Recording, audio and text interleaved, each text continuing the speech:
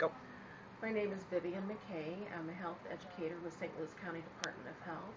I was very fortunate to be part of the group that wrote the grant for CPPW and now am working within the grant itself. One of the primary things that I do is smoking cessation in the work site, which is certainly, I guess, a passion of mine, I would say, because, well, for one thing, I've been in that realm of working in tobacco prevention for many, many years, probably close to 14 years. Within the health department, I've been here about 10 years and have put a lot of effort into tobacco prevention. Cessation to me is such an important part of the tobacco prevention program because number one, people that started smoking around my age and that sort of thing, they didn't have the background and the knowledge about the dangers of tobacco like we do now. It's really pretty rare for kids to start smoking at such a young age anymore. What's happening, we're finding now, is that it's more college-age kids who are starting to smoke. That's unfortunate, but perhaps understandable, considering that this is the time for them to go off into the big world, more or less, and test their independence. But younger kids they're really getting too knowledgeable now with the education that's part of their curriculum in school. So that's a good thing. But back then, when people, years ago, back in the day, more or less, I guess you could say, when people started smoking, we didn't have all that knowledge. So now we're able to bring the resources that we have.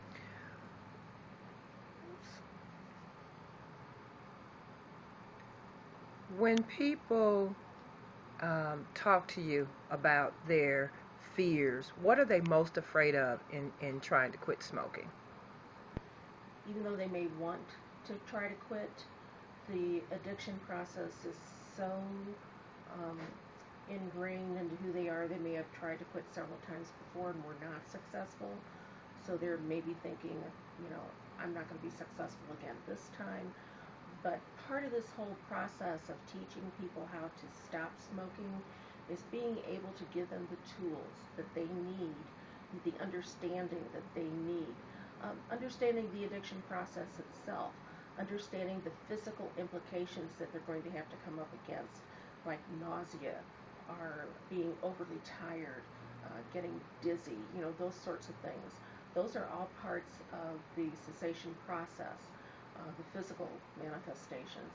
Also, there's a not only psychological and emotional problems involved as well, because it can also be very similar to like losing a lover, more or less, because smoking is definitely a very intimate act when you stop to consider, taking the cigarette, putting it into your mouth. It's a part of a part of that hand to mouth process, that people have developed. So, giving up somebody that's there all the time for them, it's like, giving up that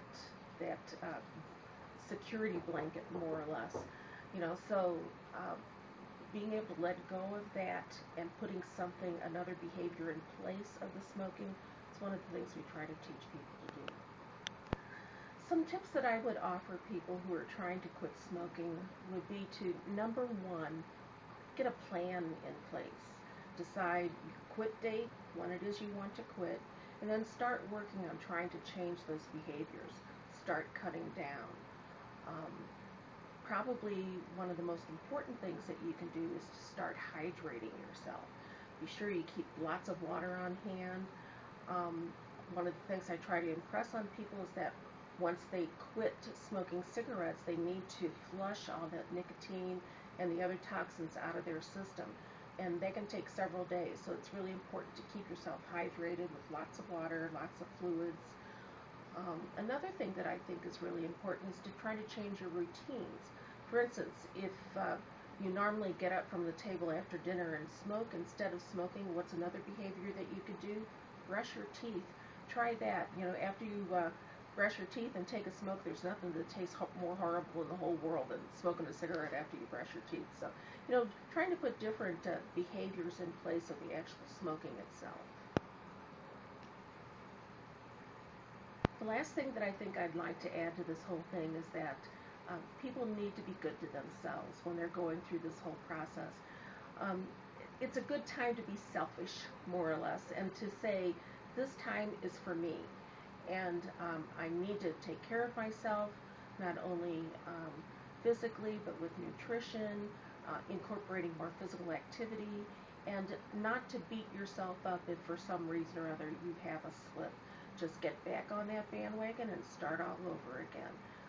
The most important thing is have faith, believe in yourself.